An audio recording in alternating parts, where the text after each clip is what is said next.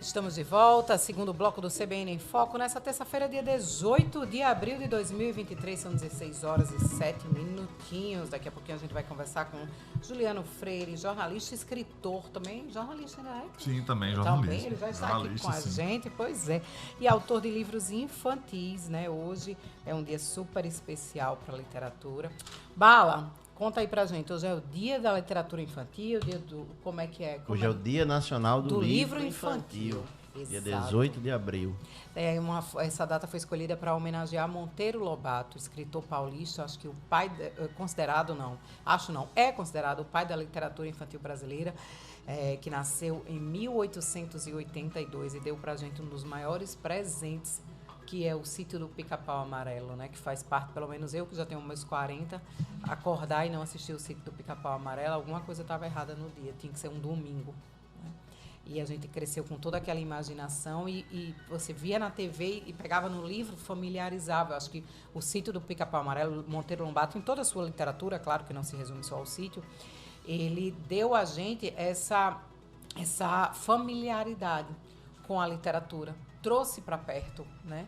E daí as crianças, a literatura, algo que deveria ser cada vez mais valorizado no Brasil, às vezes dá uns sustinhos na gente, né? E dá a gente vê umas discussões sem pé na cabeça e as crianças lendo menos, lendo mais, mas é isso que a gente vai conversar agora com Juliano Freire, jornalista e autor de livros infantis. Vamos conversar aí, Juliano, me conta aí, como é que é essa trajetória, como é que é esse desafio de escrever literatura infantil aqui no Rio Grande do Norte? Muito boa tarde.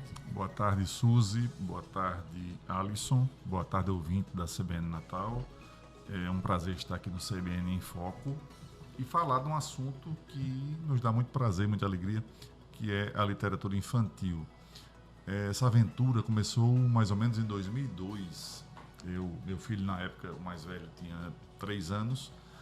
E muitas vezes ele cansava de brincar ou queria fazer outra coisa e eu tinha que entretê-lo. E aí comecei a contar histórias.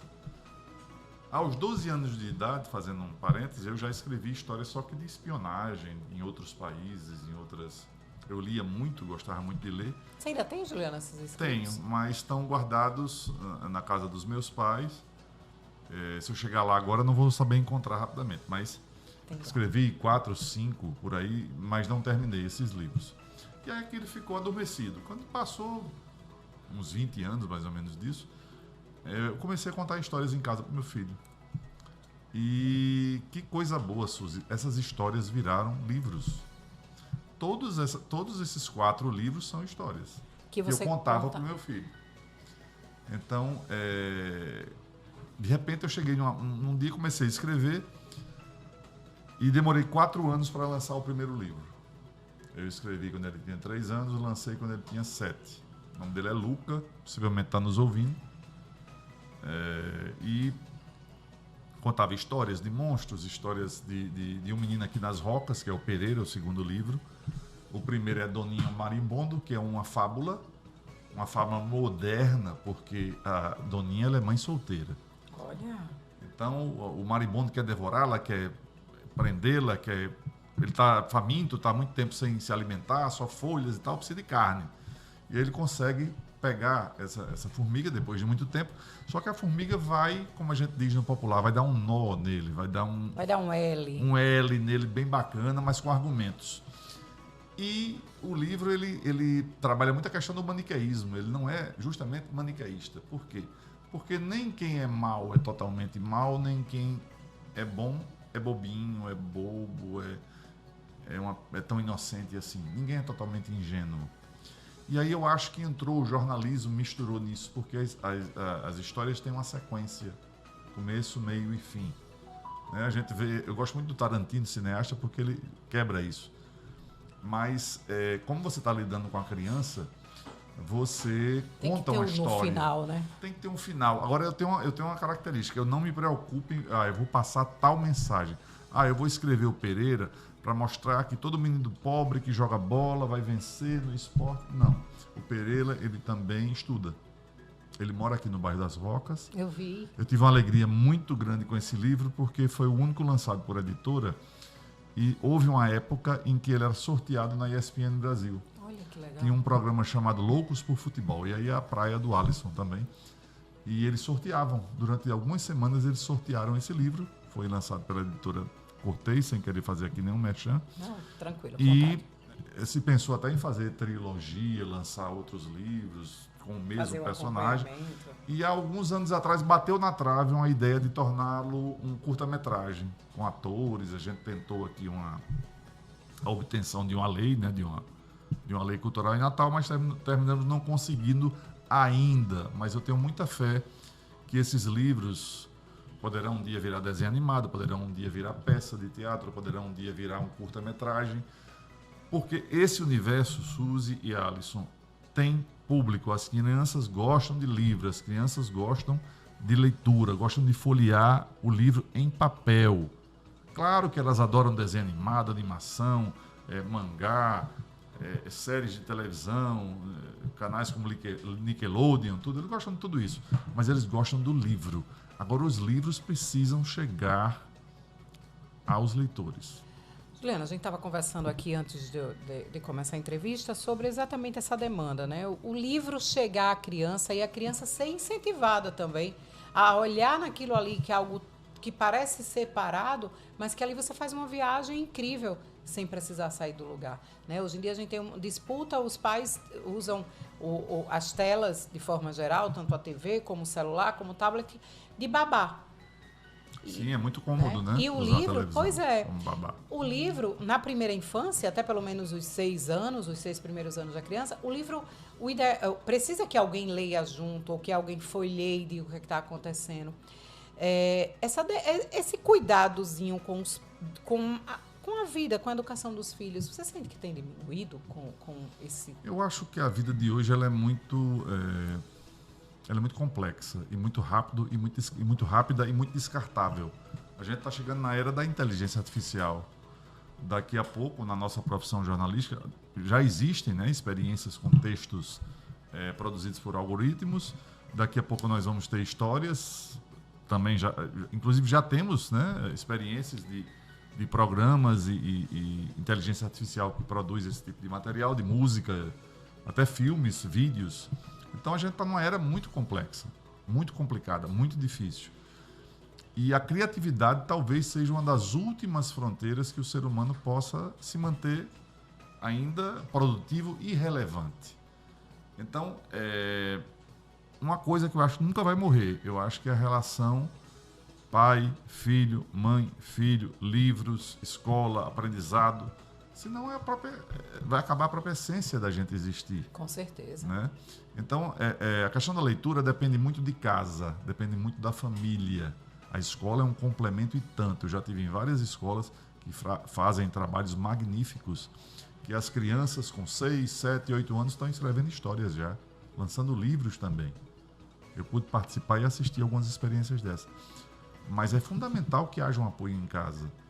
E as pessoas precisam saber, ou pelo menos se conscientizar, de que quem não lê não vai escrever. Não vai escrever bem. E não vai dominar. E tem uma barreira logo ali, que é a questão do Enem, que um dos maiores pilares é a redação. Né? Quer que o filho vai... eu quero que o meu filho seja isso, seja aquilo outro, mas o estímulo que começou lá atrás e o estímulo que vai passar, porque a literatura, o hábito de ler ajuda no hábito de estudar. Eu sou um produto disso, quer dizer, eu talvez seja escritor hoje porque eu tive esse incentivo em casa. Minha mãe contava histórias para mim, meu pai comprava livros, fazia um sacrifício. Eu me lembro que ele comprou uma enciclopédia Barça, né, britânica. Era o nosso Google, né? Era o nosso Google da época, Suzy. Eu li aquilo tudo, eu li aquelas páginas todas e parece que ali se esgotava o conhecimento, né? Na época, se você dominava aquilo ali, então você sabia muito. Só que o mundo evoluiu muito, a gente tem muitos desafios e não há um estímulo maior à leitura como uma coisa que faça parte do nosso dia a dia, como praticar esporte, como ir para a escola, como ir no supermercado, como ir para as festas, que tudo isso é muito bom, mas não há a mesma disseminação cultural entre as pessoas do hábito de ler. Você vai na Europa, está um cara no metrô folheando, está um cara lendo, às vezes até de bicicleta. E a gente não tem isso. E como é que a gente vai chegar a um país melhor, a um país desenvolvido, a um país mais justo, mais justo se a gente não lê diariamente. Que é o básico da educação, né? Exatamente. Juliano, e como é que a gente pode pensar, vendo do ponto de vista do poder público, de políticas públicas que possam incentivar a leitura, olhando seu papel de autor? Eu acho que políticas públicas existem, só que eu acho que são muito esporádicas e são sazonais. Existe aqui num determinado governo estadual, depois em um determinado governo federal, tem projetos, tem leis, ajudam alguns escritores a lançarem seus projetos, seus livros, mas eu acho que deveria ser mais permanente. Nós tivemos um exemplo aqui alguns anos atrás, na Fundação Zé Augusto, eu acho que o nome do programa era Agentes de Leitura. Eles chegavam, procuravam os autores infantis e adquiriam 100 livros ou mais. Eu me lembro que no caso, eu acho que eu vendi 100 livros para esse projeto. E qual era a ideia desse projeto? Chegava numa comunidade de menor renda e um agente daquela comunidade iria repassar aquele livro pelas crianças do lugar. E elas iam fazer ler... o rodízio. O rodízio tal, e tornar o livro acessível. Por que as pessoas não leem mais? Porque o livro ainda é uma coisa cara. Exato. Você vai lançar um livro desse infantil, ilustrado, com imagens, com desenhos. Eu tive a felicidade de cada livro ser um ilustrador diferente. E que conseguiu reproduzir aquilo que eu tinha em mente. Né? Eu sou péssimo desenhista, gosto de rabiscar e tal, mas nunca fui um grande desenhista, nunca fiz curso disso. Mas eu consegui pessoas que colocaram no papel aquilo que eu tinha em mente. Para mim, o livro começa como um filme na cabeça. E aí ele vai solidificando. Já acordei algumas noites e escrevi uma história completa. E você falou uma coisa agora, Juliano, que é bem característico de quando a gente está lendo.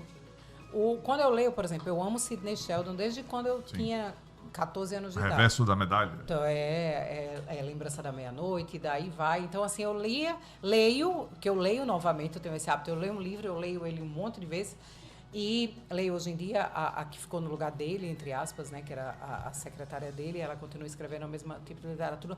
Então, a personagem, para mim, ela tem características físicas, ela tem jeito de andar, ela tem postura, ela tem uma roupa naquela cena. As cenas são lugares que eu parava para olhar no Google quando chegou a época de ter internet e olhar como é que era aquele lugar no Google. Então, assim, a gente imagina, e isso eu acho que é um dos maiores privilégios da leitura, principalmente na criança, que é cheia de imaginação, que diz, fica aí lendo um livro para passar o tempo, mas não, ali ela também você está gastando a energia dela, né? A energia mental, ela está exercitando a mente, ela está trazendo várias coisas que você falou, eu faço um filme na cabeça e passa um filme na cabeça da gente, da nossa forma. Por isso que, às vezes, Bala, a gente assiste lê um livro, aí vai lançar o filme do livro e tal. E você chega e você se frustra, porque na sua cabeça tinha uma outra grandiosidade, né? Ou tinha uma você outra já leitura. Criou a imagem, você já criou todo o layout do filme na sua mente. Pois é. Então, qualquer pessoa que for fazer um filme, ela vai ter que chegar muito próximo daquilo que você pensou e sonhou e tal. Para que ele satisfaça, né? Então, o que eu acho assim da literatura, para mim, é um processo mágico, é um processo que eu não estou preocupado aqui em passar mensagem A, B ou C, ela vai surgindo naturalmente. E você falou uma coisa aí que você relê os livros, Suzy, e aí eu me lembro de alguns depoimentos de pais, pessoas que eu conheço ou não, que dizem, olha, eu já li teu livro várias vezes na mesma noite, durante várias noites, para o meu filho, que ele pede para repetir.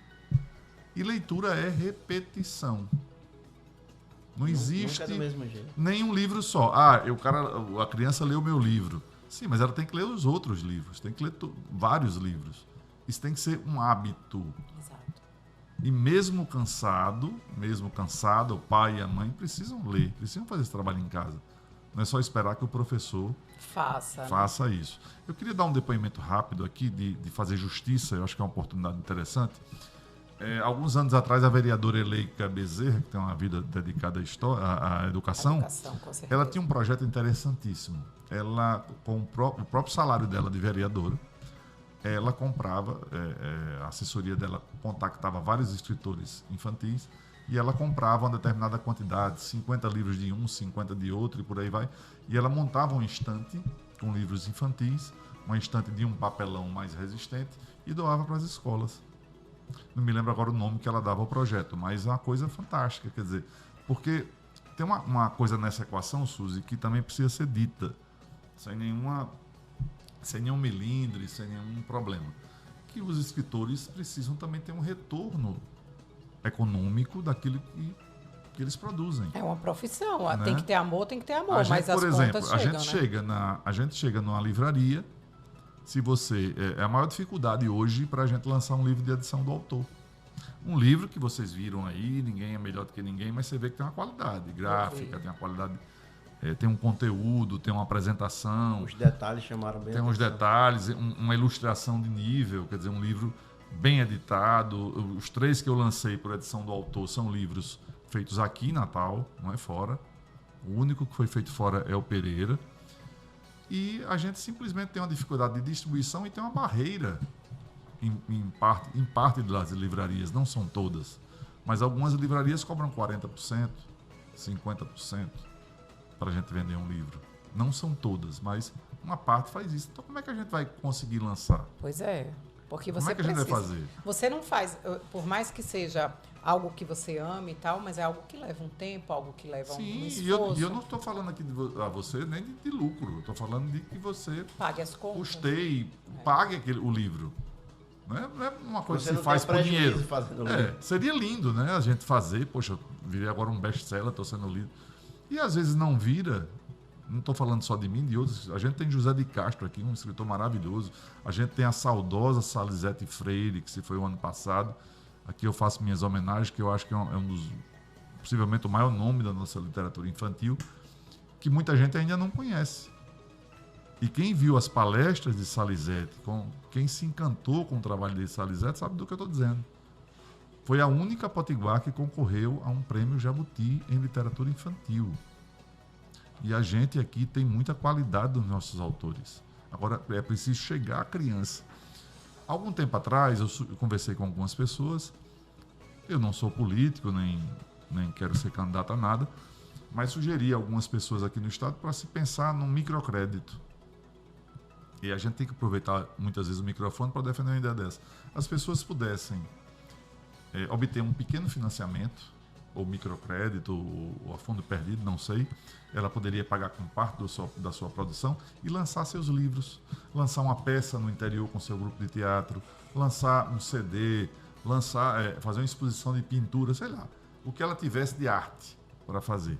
E ela pagaria com juros baixos durante o período. Como tem, por exemplo, a AGN aqui, que faz isso para produtores, faz a isso Lei para Rouanet faz produtores. isso. Pois é, e por que não fazer para os pequenos? Porque, Exato. por exemplo, um livro infantil, gente, eu vou dar um preço aproximado, tá? Se você for fazer com uma qualidade, você não faz ele por menos de 10, 20 mil reais. Você não faz. Se for fazer com qualidade, né? Um local para lançar, o ilustrador. Quantos exemplares a gente está falando aí, Juliano, mais ou menos? Aí a gente teria entre 500 e 1.000 exemplares, né? Que seria uma coisa muito rápida se a gente pegasse, por exemplo, as escolas públicas estaduais. A gente está no governo de uma professora, por exemplo. Sim. A escola pública estadual, todo ano ele tem que adquirir livros. Sim. Por que os autores potiguares não já estão enquadrados? Por que não tem edital para enquadrar vocês? Exatamente. Ó, vou dizer uma coisa aqui. Você tá bem querido aqui, viu? Alexandre Otton tá aqui mandando um beijo para você. Grande abraço para ele. E para Valéria, e eu redobro aí esse beijo à Valéria, que foi minha professora, minha coordenadora, alguém que eu tenho o meu total respeito. Que me ajudou muito a lançar os livros aqui. Eu acho que eu estou aqui também por ela, porque o primeiro livro foi difícil. Eu estava falando com vocês fora do ar. A gente recebeu uma carta que uma editora grande do Brasil mandou uma carta dizendo que o livro era muito interessante, o Doninho Marimbondo, mas a gente não estava investindo em autores iniciantes. Então, assim, se você não investe em quem está iniciando, seja em qualquer profissão, né, no estagiário de jornalismo, no de medicina, né, como é que ele vai crescer? Como é que a pessoa vai começar? Mas isso não fez a gente desistir. A gente lançou com recursos próprios. Esgotamos a primeira edição, vendemos uma segunda edição. Alguns colégios de Natal adotaram, colégios privados. Houve essa compra pelo projeto da vereadora, pelo agente de leitura da Fundação Zé Augusto. E a gente viu que quando chega a criança, tem leitura, tem leitor. A criança gosta. Gente, não tem prazer maior do que você chegar, como eu cheguei algumas vezes aqui, vou citar mandar um abraço se tiver alguém aí do CEMEI, Fernanda Jales, assistindo. Fernanda Jales foi uma grande educadora aqui do estado, que Você chega lá, Suzy e Alisson, e vê crianças fazendo desenhos, cartazes, colagens, bonecos com personagens do seu livro. Eu já vi numa escola, acho que de Brasília Teimosa, Santos Reis, eu não me lembro se é Ulisses de Góis. As crianças fizeram Doninho Marimbondo de argila. Olha que Eu nunca legal. vi uma coisa tão linda. Eu levei para casa, mas aquilo depois vai se desmanchando. Mas eu tirei fotos e tal, guardado em algum lugar. Poxa, que coisa maravilhosa. Não tem prêmio. Porque quando você escreve, claro, pague isso. você escreve para que eles leiam. Sim, sim. Né? É uma Sim. literatura... Claro que você vai lá, é muito bom receber o elogio do Sim, adulto, sim. né? O seu livro tá vendendo, você está, Sim. né, podendo Mas financiar nada até o paga próximo, mas o nada retorno paga da a criança. leitura da criança. Nada paga você entrar num site e ler que a criança colocou lá de 11, 12 anos. Não sei se foi o Pereira ou Doninho, acho que foi o Pereira. Foi o melhor livro que eu já li. Olha só. Então isso aí não Isso há aí. dinheiro. E guarda para a vida toda, Guardamos né? para a vida Pois toda. é. Guardamos para a vida toda. Ó, Alexandre Meu Otto cantinho de tá aqui. leitura, o projeto da vereadora eleita. Olha só, Alexandre Otto está dizendo que em São Paulo tem um programa Jovem Autor, que ensina as crianças do ensino fundamental e médio a escreverem livros e a publicarem. Distribui em escolas públicas e bibliotecas.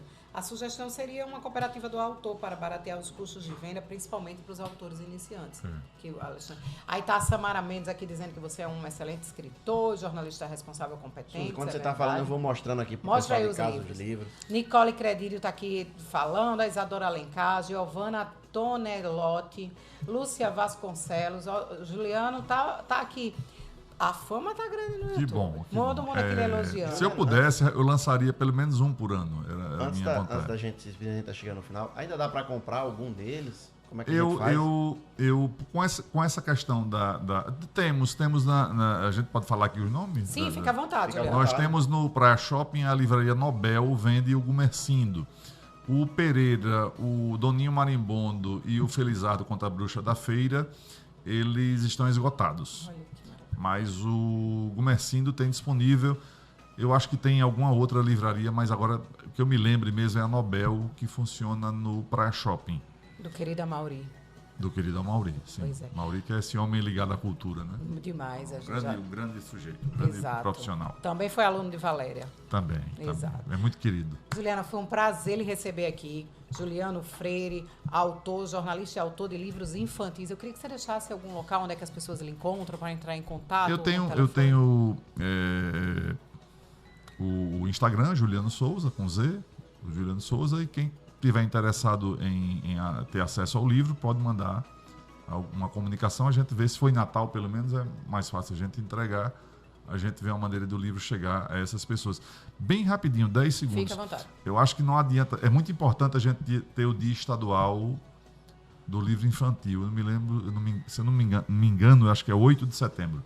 Mas eu acho que é mais importante fazer leis ou projetos ou ações que o livro chegue à criança. Que os nossos livros, dos escritores, isso não é favor, porque eu creio que tem qualidade, cheguem às crianças. Que as crianças possam, ou adquirindo, ou recebendo nas escolas, ter acesso aos livros infantis. Pois é, Juliano, parabéns pelo seu trabalho e obrigado pela sua participação. Vamos agora para o repórter CBN. CBN Foco volta já já.